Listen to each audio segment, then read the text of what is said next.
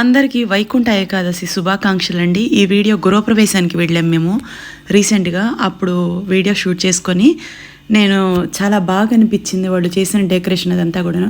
యాక్చువల్గా మా ఇంటికి కూడా నేను ఇలాగే డెకరేషన్ చేయిద్దాం అనుకున్నాను, కానీ మేమున్న ఏరియాలో మా ఇంటికి చిన్న ప్లేస్ అవటం వల్ల నేను చేయించలేకపోయాను.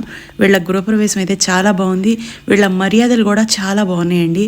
అసలు నిజంగా చెప్పాలంటే ఇంట్లో సామాన్లు సర్దుతా నాకు వెళ్ళటానికి టైమే లేదు, కానీ వీళ్ళు పిలిచిన విధానం చూసారండి. 1-4 సార్లు ఫోన్ చేసి అలాగే ఇంటికి వచ్చి కార్డు ఇచ్చి మరీ పిలిచారు. చాలా గౌరవస్తులు, చాలా బాగా అనిపించింది. వీళ్ళు మర్యాదగా ఎలా పిలిచారో వాళ్ళ భోజనాలు కూడా అంతే ప్రేమతో వడ్డించారు.